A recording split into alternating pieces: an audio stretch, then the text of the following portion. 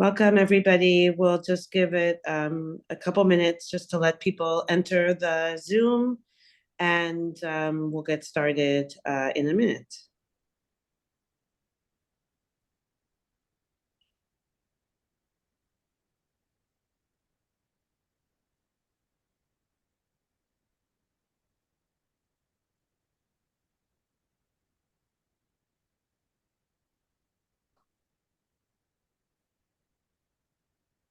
Okay, let's get started, and people will join as they come on. Um, I am, let's see, I don't know if I'm happy, of course, to welcome everybody. Here we are in January in 2024. It's our first webinar in 2024. And the situation is the situation. I mean, some progress has been made and a lot of progress seems slower. I think what hasn't at all wavered that I can tell is the commitment of so many of you on this call who are in North America to really like stepping forward to support the people here, the projects here, our grassroots initiative, which many of you were involved with. So thank you. And also what hasn't changed is the steadfast commitment of so many of the grassroots leaders and change makers and volunteers who are taking care of their fellow citizens in so many ways, day after day. As we are at, I think it's 104, just today, 104 days after October 7th. So thank you for being on. I'm Charlene Seidel. I think that I know most of the people on the call. And one of the one probably like as you know, if you're familiar with the Israel Emergency Grassroots Initiative, the premise of the initiative was which we started in the earliest days after October 7th was the needs are changing by the minute. Like civil society and civilians have really stepped up as if there was a civilian draft alongside the military draft. We need to support them. We can't we don't have time for long proposals or like the needs. They need flexible funds. We're gonna work with them to deploy them in the right way, and we're gonna report back to you on a regular basis what the priorities are as they're evolving so rapidly. So I think maybe in week 3, week 4, we started to really understand or get our arms around some of the needs and some of the voices and stories of families and spouses, particularly of those who were called up for service. And so the needs of Miluim families is a area that we've been supporting through the Grassroots Initiative. It's an area we're going to learn more about tonight through it's nighttime in Israel. I know it's morning in California, so good morning and good evening. Through the eyes of two people that really have been really on the ground. So as I mentioned, it's been now more than 3 months since the IDF reserve has been mobilized in ways that are just unprecedented in the history of the country and on multiple fronts. About 360,000 people were called up. I think about 220,000 are actually deployed. For now, my impression, although I'm curious to hear what our guests think, is that there seems to be a pretty high morale, actually a strikingly high morale among members of the IDF, and very high support remains on the home front for them. But then there are also other people who have been called up in their own way, in a sense of duty, like to Zionism and to their country, and that's the spouses and the families of those who are on the front lines of battle. And these families have needs, but also a real role in the resilience of the army and the ability to do its job. And Sapir and Rachel and so many others are parents and professionals and leaders, and now they're so much more as they're navigating significant challenge with household, with financial, and just showing incredible strength.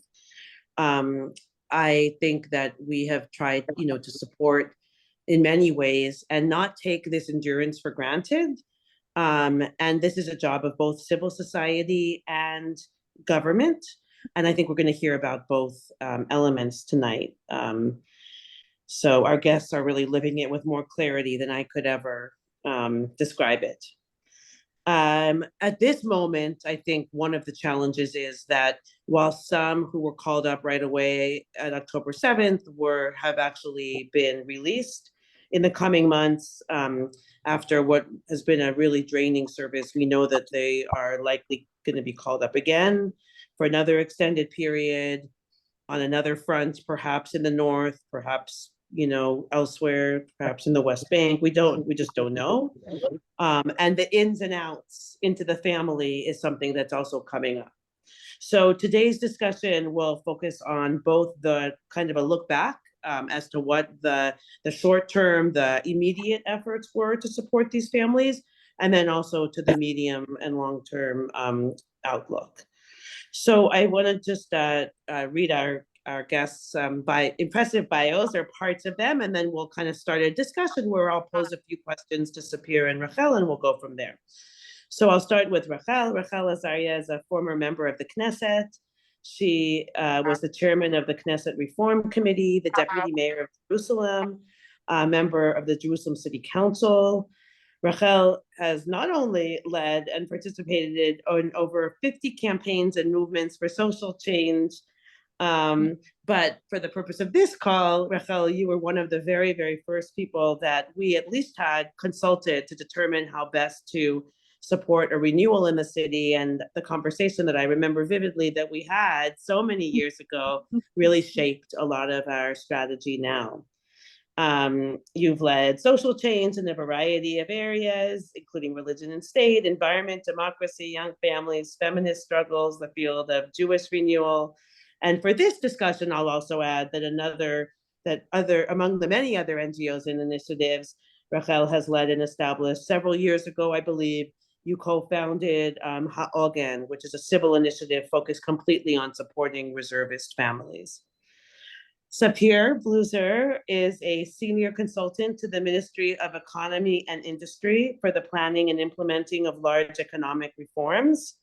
On her maternity leave from that position, she founded and is leading the Reservist Wives Forum, which we'll hear more about.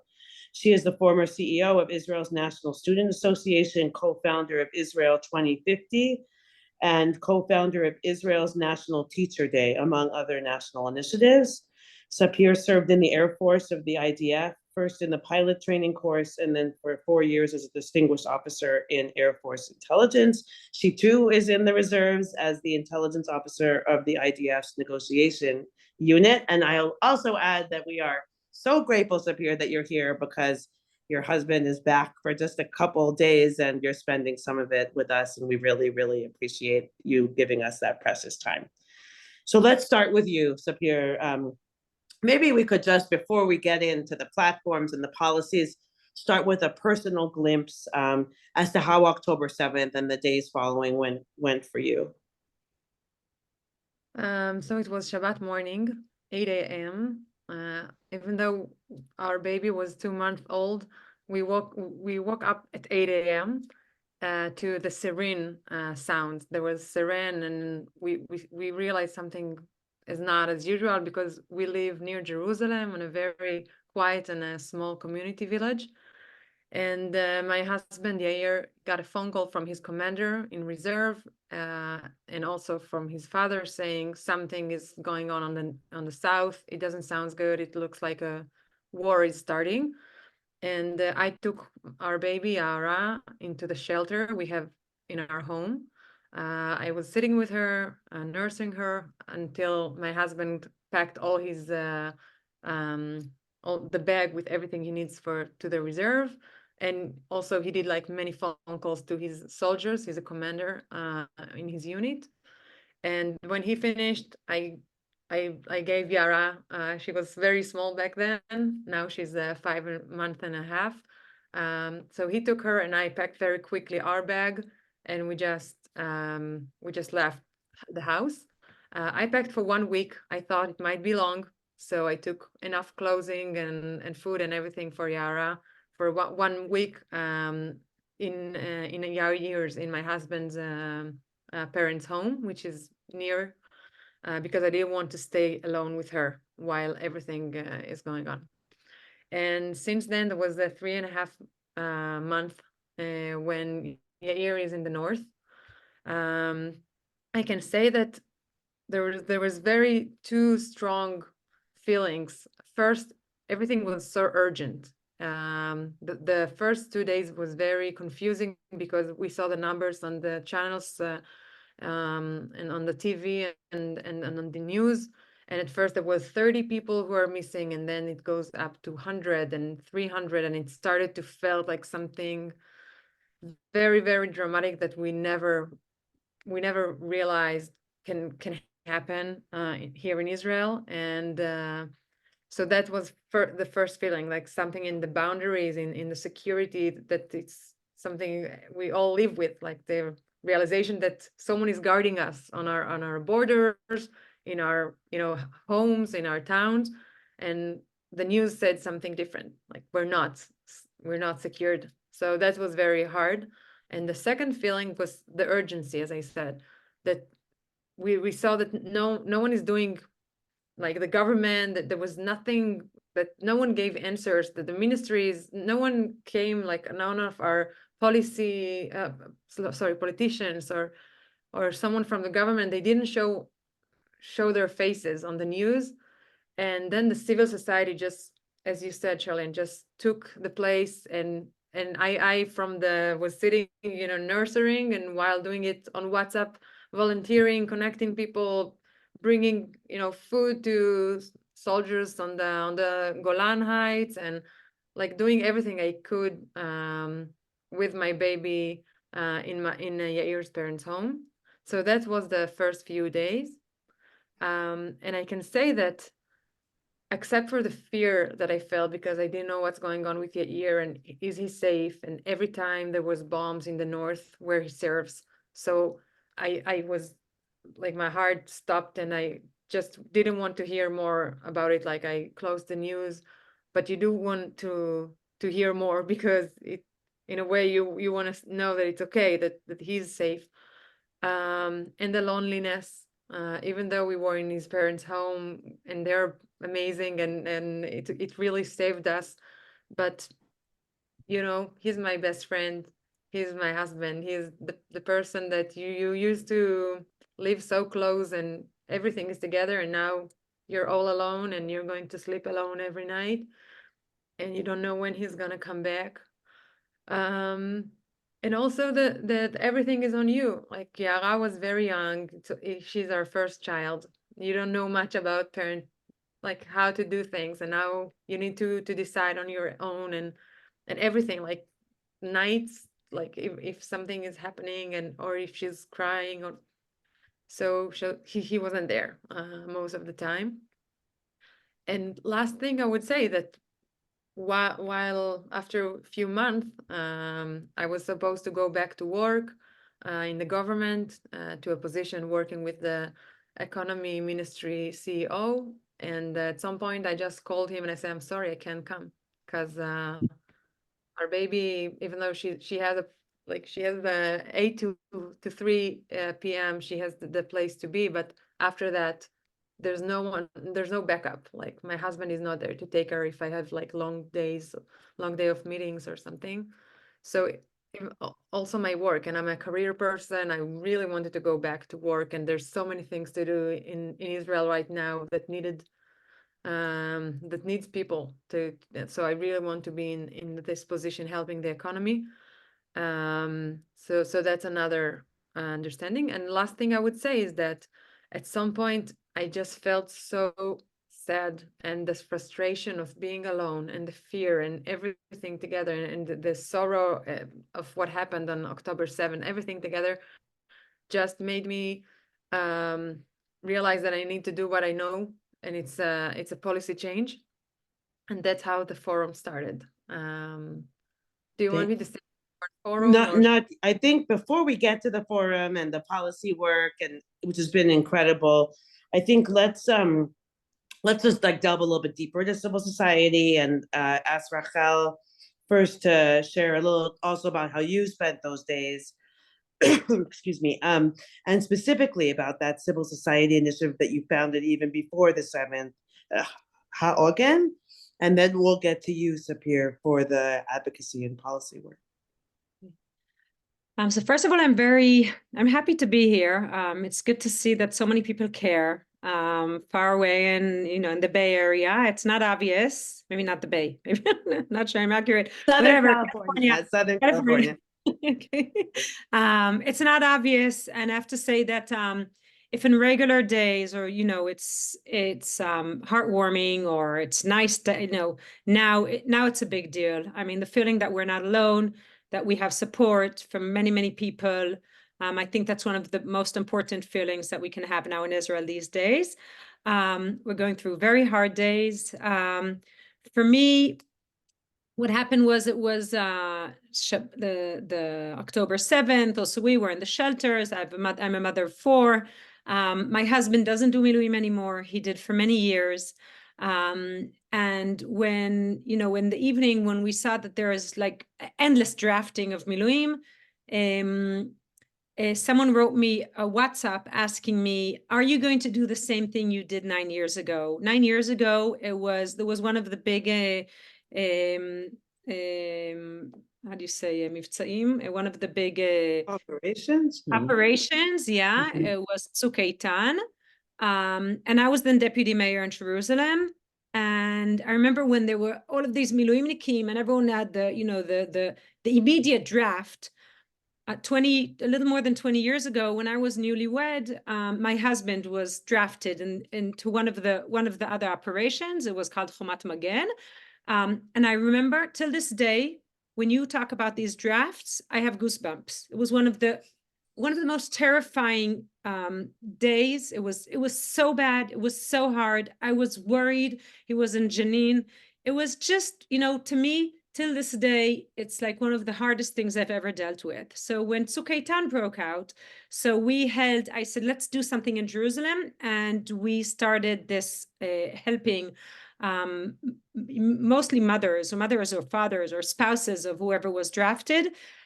We helped in, food and watching the children and dog walking and, different forms of support. Until the end of the operation, which was shorter and there were less people drafted, we knew we were helping 500 families. And at the end of this operation, we got so many thank you notes, and people were so moved, and people really felt that that's what made the difference to them. We tried to turn it into something national. It didn't really pick up. We didn't really manage to do it. And then when October 7th, I suddenly get a WhatsApp from one of these women that we helped her then. Then she was a mother of 1. Now she's a mother of 4, 9 years later. And she's like, can you do the same thing? Are you planning on doing the same thing? Now, I was thinking of doing something, but long story short, I texted 4 women that were with me at the time. Yael Chieli, Racheli Shurati, Roni Chazon Weiss, and Tamar Brody. Tamar Brody, her husband was in Kfar Aza. That's one of the kibbutzim on the border that they had many, many members of families and friends that were killed and kidnapped. So she couldn't join. Roni Chazon Weiss, she was stuck abroad. She couldn't come back to Israel because there were no more flights. And she was in San Diego. She was right. She was in San Diego, yeah. Right. And Yael Chieli and Racheli Shurati, they were there. So I told them, listen, we need to do this. We need to get it off the ground. And that night we started. The next morning, we had already a form to send out. We sent out to commanders, to people in the army, and we said, register your wives. They will need help. They'll always be very strong now. They won't say they need help, but we know they'll need help. Women that their husbands are drafted are usually, like Sapir, very strong women. They're not used to asking for help. But we knew that it gets very, very, very hard all these days, and it's day after day. No one imagined it would be so long. And we formed together HaOgen for drafted families, and we spread out the word. And today we're working in 250 cities and towns throughout Jerusalem, throughout the country, supporting over 10,000 families. That means more than 50,000 members of families. And we're helping in so many different ways. And it's all volunteer-based. So basically, we have groups of volunteers. We have 15,000 volunteers, groups in every one of these cities. And we get the forms of these women. and there's a woman, usually more like my age, and we call and we say, we want to help. Let us know which help you need or which help you prefer. And then we give the options. And it's exactly the dog walking, taking kids to the afternoon activities, carpooling, all of that, cooking dinners, coming to help to fold laundry. During Hanukkah, it was between the summer and the winter, and they had to change all the closet. That's what you do with kids. It's like all these ongoing, you have to keep the house going, and it is so hard.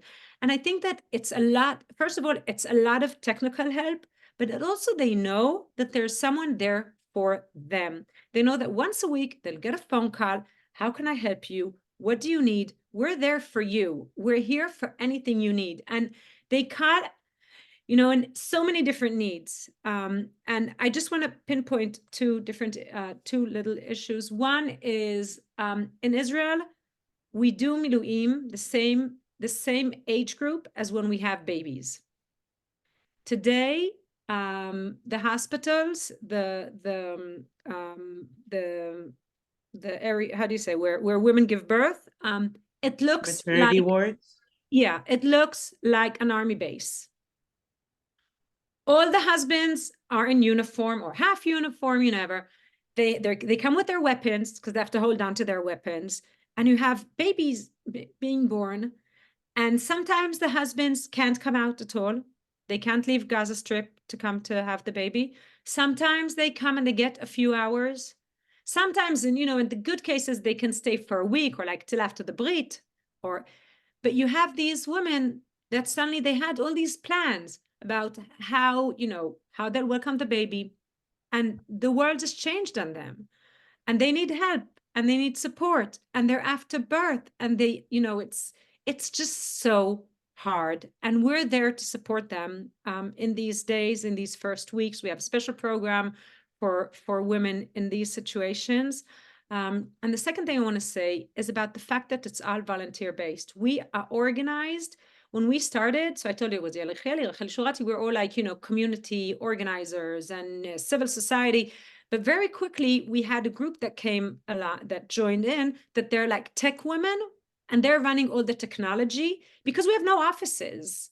We are in everyone's homes throughout the country, but but we're organized. We have this organized database, and everything's organized, all technological, and that's how we can keep going. And the second is that very quickly we got a group of ex-military, mostly women, and they helped us be organized like the army is organized. So we have every morning a half an hour meeting by Zoom. We have everything is organized like the army. We know exactly how to run it. We have 250 cities with 360 women that run these cities, because some cities like Jerusalem, you have women that run different neighborhoods. And we have women that run the north, the south, the Tel Aviv area.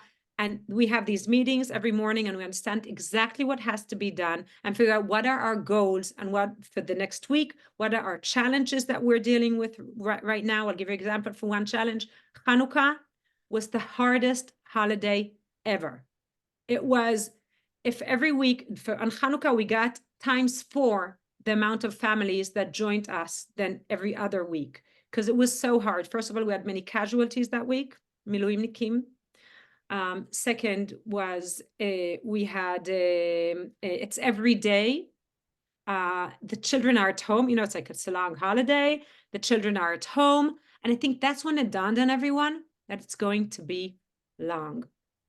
And if at the beginning we said it's like a sprint, we just need to get everything work.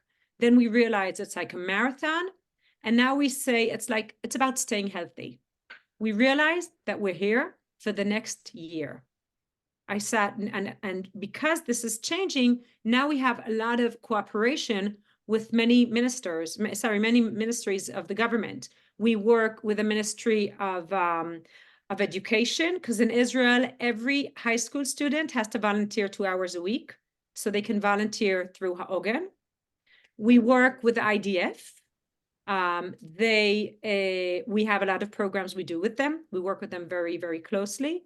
And basically, it's one of these moments, I say, Charlene, it's okay. It's one of these moments that that on the one hand, it's the community getting organized and civil society, but we can also find not in the high ranked, but in the like mid civil servants, mid government, like the army, that we can really work together and use all the forces that we have in the country to make this work.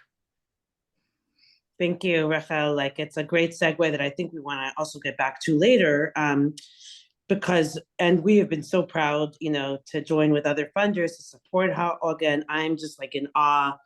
I was in awe when I sat with Yael at the coffee shop, and she described, you know, many weeks ago, all you were doing, even just the pizza deliveries, like, and how that made an impact. You know, which it means a lot, like not to have to worry about dinner that night. And I really want to come back to your perspective, especially as a former member of the Knesset and been involved, as to how you feel about like how government, you know, has been involved and can organize. I want to just, you know, civil society is our DNA, and we've really supported civil society. At the same time, this does seem like it's going to be a very long, you know, war, and there are things that civil society can't do and shouldn't do. And one of the things that we are even struggling with, I would say, as a field of philanthropy, or at least we are, is when is philanthropy really helpful and additive and meaningful, and when, and I don't know that we've reached that yet, because at the beginning we were saying just give everywhere, give where that, like I've never said that before, like just give, it doesn't matter where, everything is needed. But at a certain point, philanthropy also needs to give way for government, and government needs to step up and do its job. And you know, this is a mobilization on a scale that is unprecedented, of course, and there was no way to fully prepare for this. And there are opportunities now for better leadership. So Sapir, I think let's go to you, and you can talk about, you know, how you have led in this area and formed the Reservist Wives Forum that is a strong policy advocate. And then maybe I'd love to go back to you, Rachel, to continue where you were heading. So it's the same as Rachel. Also, I got a WhatsApp from a friend, and she told me, listen, we're a bunch of friends, we're all mothers, and we all have husbands in Miluim. It was 6 weeks ago. And she said, I'm sure you can help, because you understand how our government works and what should we do, because we feel so transparent that no one sees us. The government does not speak about the reserve families. We have so many difficulties financially, work, as I told you, our career really stopped, and we're women of the, you know, that our careers are important for us, and also the emotional support that it just, we realized those are the three issues. And what we did we just opened a WhatsApp group. We send a message to more women in the same situation, and in 2 days there was over 900 women in the group. We asked everyone to say what the difficulties. There was hundreds of comments. We picked everything, and we wrote a paper, like three pages long, letter to the minister of Treasury, the Minister of Defense, and to every minister and every Knesset member who's relevant. And we asked them, we really put everything in it and said, those are the needs. Please do something. You have to you have to give something, because we cannot keep on that way. And in 2 weeks there was silence. There was nothing. We didn't get any response. But then we went on the media, and the media understood the stories and the needs. We until now we had more than 100 items on the national TV and radio, but then it was the first few news and interviews, and the Ministry of Smotrich, the Minister of Treasury, he met us, and at the beginning of the meeting he said something I couldn't believe he would say it. He said, I want to thank you, not because you're holding the houses and your families and you are allowing your husbands to be, you know, on the front and guarding Israel. That's, of course. But I want to thank you for this letter. You actually built the infrastructures of a plan that something we can work with, because all the time people saying there's a specific problem here and a specific issues here, but you really put like the whole picture, and based on that he present the government plan, which is a 9 billion shekels plan for the reserve people and their families. And I'm happy to say it's a very good plan. It's more about the financial help. It does look on 2024, and it's a big thing. There was never such a huge amount of money to support families and reserve soldiers. But I do want to say, you asked about policy and how do we do it. So first, it's I think every person in Israel understands the importance of the reserve. And once we're telling the stories from our homes, as Rachel said, it's something that you cannot be, I don't know, like that you cannot not care about, right? It's women or parents who's at once they all alone. They're sometimes collapsing emotionally. Many women, fortunately, loses their job because their husband is in reserve and they're not, they can do the same at work as they used to before the war. I can tell you that it's something very sad that women who's trying to go back to the job market, I can say about myself also, that we're going to interviews, and you know what they're at, some of the employees asks, does your husband does miluim, and when does he come back? Which is very hard for me to hear, because our husbands in there risking their lives for guarding people who sit here, for keeping everything, all the shops and all the companies and all the that the people can still live here.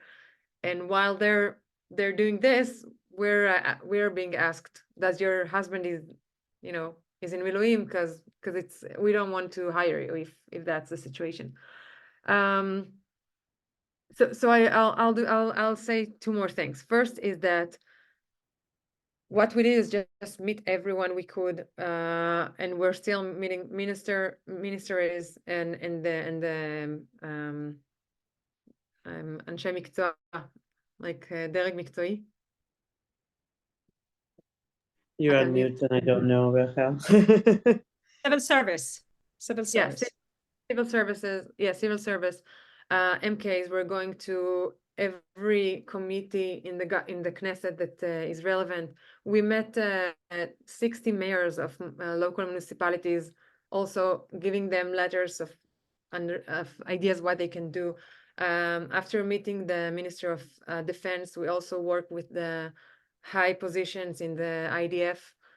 So we're very policy change oriented. That's what we do. We don't work on the field as the HaOgen does. But we do have a specific, for example, we have 30 volunteers, legislators who helps women who receive a letter of release, or how do you say it? Piturim? Fired. They were fired. So they helping them to keep their job. And I think that on one hand, we have this 9 billion plan, like governmental plan, which is important, and it allows, it gives us some air and also a feeling that the government sees us. But I can say that there are three things missing. If you're asking me what like everyone here who cares about the reserve and looking on 2024. So first is everything who's connected to the work, to legislation of work. Employment. Sorry. Okay. There's many issues on the laws right now, and women are they're not protected. And of course that as long as our husbands are going to be more and more in miluim during 2024, so it's going to be even harder, and we're going to lose our jobs, and we're just going to go back to the kitchen. That's what many women say. I feel that I'm a career person, and I was just, someone just throw me back to the kitchen, and that's not what I want to do.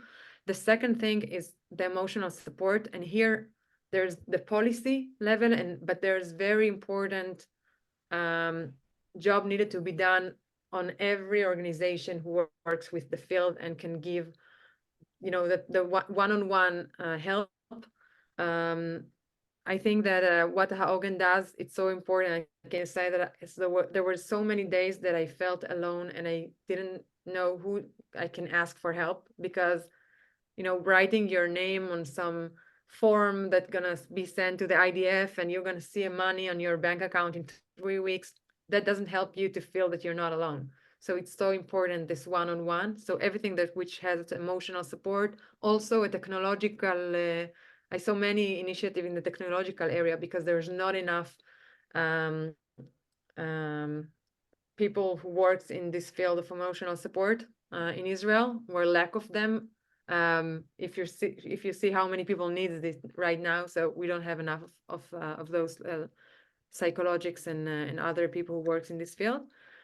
And you understand, right? Like children who didn't see their father for 3 months, they forgot, or they feel that he's gonna die, Of course. or Of course. like the family is very broken right now, so they really need it. And also our husbands who got back after 3 months, I don't know, some of them slept on the ground for 3 months and was under attack or under fire, and they saw friends who's being killed, and so many hard sides, and now they need to go back and be a family person, and again, like cutting salad, or I don't know, do bath to their children, and this is very hard, like emotional, like two spheres. So I think that everything you can do in helping an organization who helps emotionally, it's very important. And last thing I would say, it's a dramatic, maybe I don't know, like it's a dramatic say, but I would say it anyway. We always being I don't know, named as the 2%. You're the 2% of the Miluim people who served, who guard the country. Good for you. Like, we are proud of you. And I don't know, like that's what usually that's our like the slogan, or what people say about the Miluim. But what we're saying right now, that we don't want to, we're going to keep guarding Israel, and we believe in this, like this war, because Israel is under its hardest time. But we don't think that we need to keep being 2%. We think that maybe this year Israel, the government should raise the number to 4%, because there are so many other populations in Israel who really tried in the beginning of the war to be part and to help. Some of them populations who usually are not part of the volunteering civil society, and really many people in Israel, many citizens raised, and in the first time in their lives went out and helped and volunteered. And what we're saying is that not only because we want to see our husbands more at home, okay, it's not about that. That's not why we should double the numbers. It's because the day after the war, there's going to be societies in Israel who looks on other societies and asking, where have you been? We've been serving in the Miluim for 3 months, for 5 months, for 6 months. Our life was just stopped for such long time. Our families was facing like very challenging days. Where have you been on those days? And I think for the strength of the Israeli society, that's a time where our leadership has to look wider, and to have courage, and tell those other societies, come. Like, that's the time where you can not only volunteer on your local, I don't know, like your community, or like come and be part of the reserve, part of the Miluim, part of what's most needed right now. And I believe that that's a very strong base to start speaking after the war about living together, about like the right society in Israel. We can actually build the future together. Because that's my last, the 2% has to be changed, like to move to 4%. Thanks for saying that, and for your reflections. And I think like something that we all are paying attention to is quite what you're saying, which is this is a catastrophe that nobody wanted. This is a situation that we would have, I mean, it's a horrific situation, and like we owe it to our grandparents and ourselves and our grandchildren to use it to move the country forward and not backwards, and expanding the Miluim and many other things would move the country forward, building on the unity, the relative unity that's here. So that's really, really important to hear. We have a few minutes left, and Rachel, I wanted to ask you, you've been involved in this incredible civil society initiative, but also scores of other ones. I mean, that's not the only, and you've been in the Knesset, and you've been on the policy side. We've sort of heard about both. Like, what are your reflections as we're thinking about how to bring these two important intervention strategies together, especially in the area of the Miluim, but maybe not only? Like, how do you reflect on that overall? So thank you for that question. I think it's important. I've been thinking about this for a long time. I think that sometimes it's very tempting to work with the government for philanthropy because, it's you can see it's real. It's, it's the large scale, it's very clear how it's going to happen. But I think that too often, I'm allowing myself to say, philanthropy, too often the government kind of uses philanthropy and uses it for areas that philanthropy is willing to support. And then instead of putting the money, the funding that the government is supposed to put, and then the government can use that funding for issues that we disagree with because, they have the funding.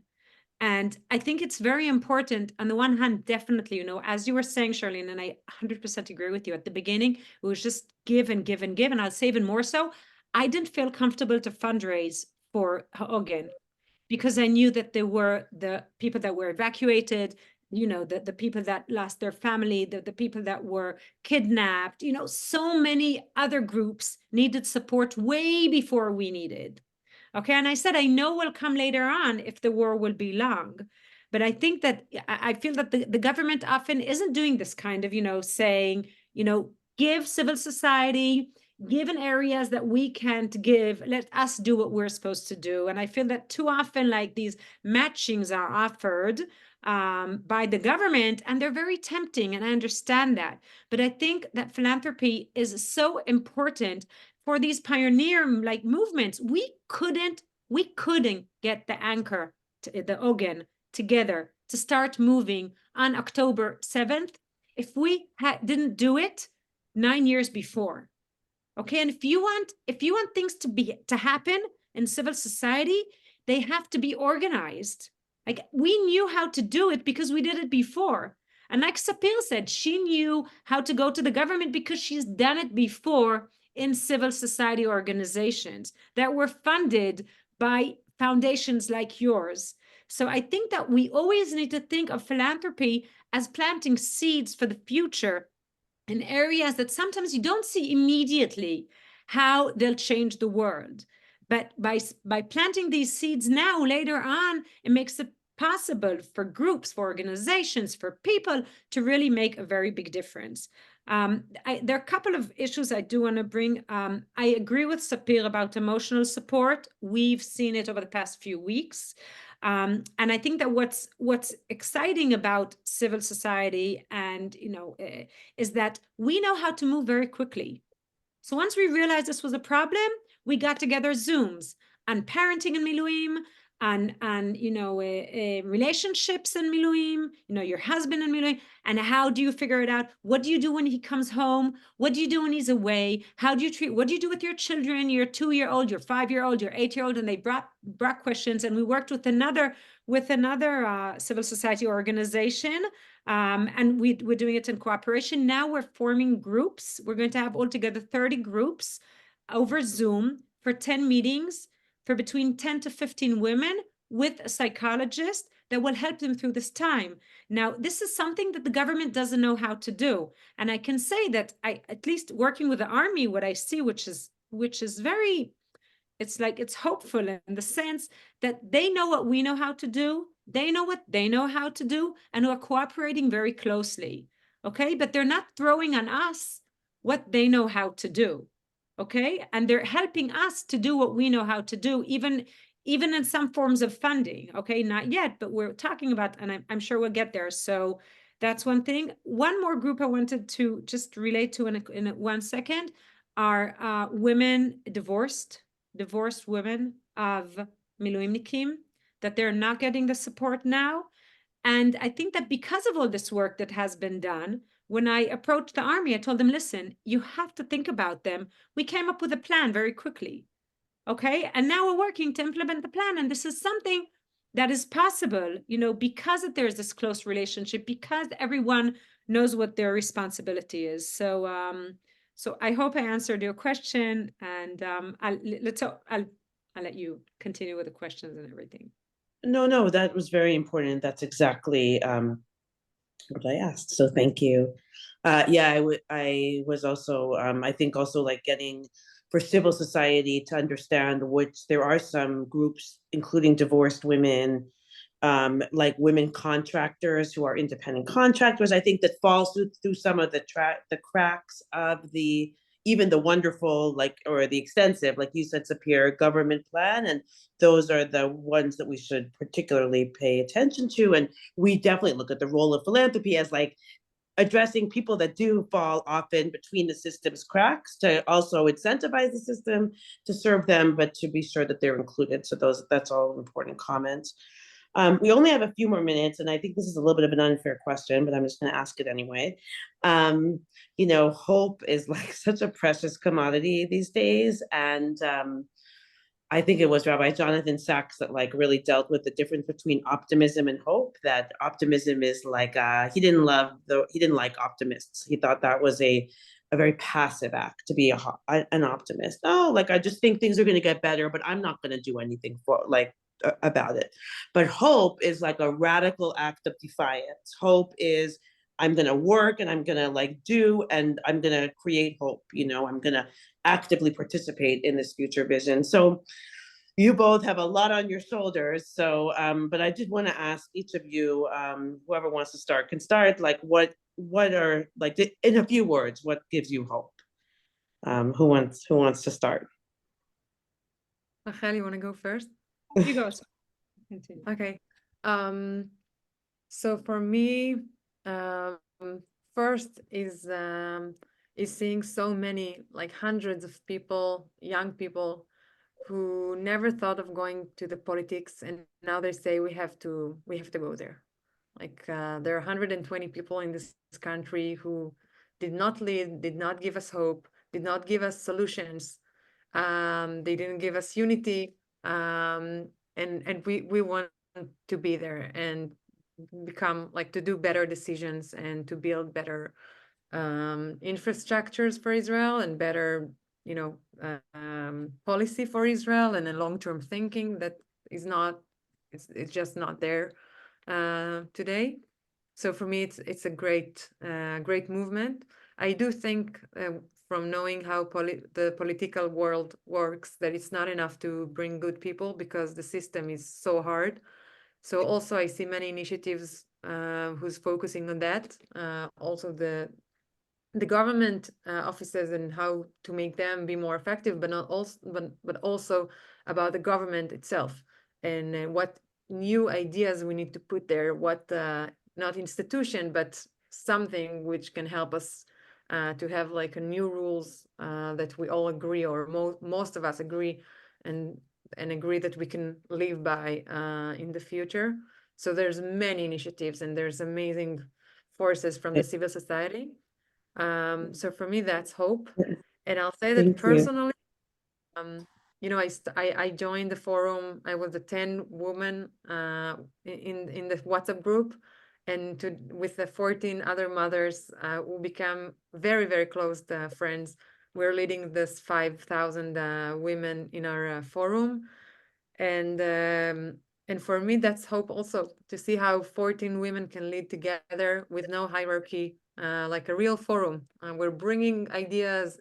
Each one of us took the responsibility of what she loves and know how to do. But that's something I never had the chance, because I always worked in institutions, or in organizations who has hierarchy, manager of, and here it's really 14 women who brings something else. And I hope that we can double it and multiply it to our organizations, and to what each one of us does in her life, when we're not titled as a reserved women, but like a manager or an activist, or each one of us what she does. Thank you. So that's my three like strength areas. Thank you. Rachel, what's bringing you hope? So, well, the first week was very hard. I'm in the age that my daughter's in the army. So many of my friends lost their children. And one of the days, a friend of mine, it was clarified that he lost two of his sons. And it was devastating. And I didn't know, I was like, it was too much. And then my husband told me, go back to the HaOgen. Just go back to the HaOgen. And I feel that the only way I can deal, not only me, that's what all the thousands of volunteers in the HaOgen, we choose to do good. And we feel that, first of all, it gives us back the feeling that we can choose what to do. Like, we saw horror. We saw the worst part of humanity. And we are deciding, first of all, and bringing back the choice to our life. And we're deciding to do good. And we feel that that's the best way to deal with the horror and to deal with the worst parts of humanity. So what gives me power and strength is the feeling that we know how to choose to do good. And also, I tell the women of the HaOgen every morning, I get on the Zoom call and they're always there. And it's for, more than 100 days. And they're volunteering endlessly. We're there. And we have the Monday, which is our database. And I keep checking the percentages, and I see how more and more of these women are getting support, and more women are coming in, and more volunteers. Like, whenever I need a moment of serenity, I go into the database. Like, I see the database and I know we'll be okay. And I know that we have a lot of strength, and there are a lot of amazing people that are willing to do so much good. I talked about the government. I talked about former, the army. I talked about former military service. I talked about volunteers. I talked about high-tech companies. I also want to say a word about companies in Israel. We have companies that are working today. I got a phone call from one of the biggest, he's the CEO, one of the largest companies in Israel. How can we help? And yesterday I got a phone call from a commander, Magad, like it's, I don't know, brigadier, I don't know, a high rank. And he said, we want all of us to work with you. We want all of the men that used to do reserve, and they're out, they're too old, they're over 50 or whatever. They're all going to come volunteer for you. Now, this is something that is so rare, but I see these moments that we know how to work together and find the paths and find the ways. And this is what gives me so much hope, because we've been so fragmented, and there's so many elements that are still fragmented, as Sapir talked about.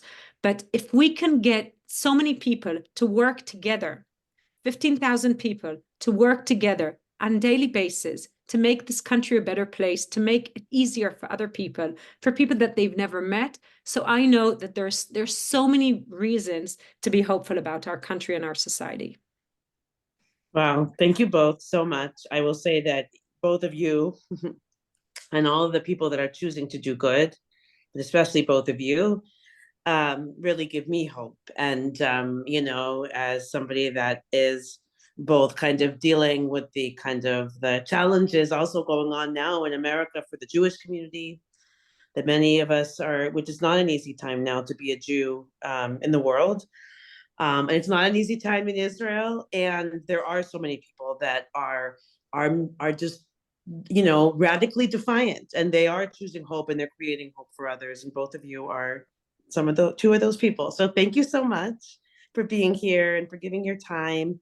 And thank you everybody on the call.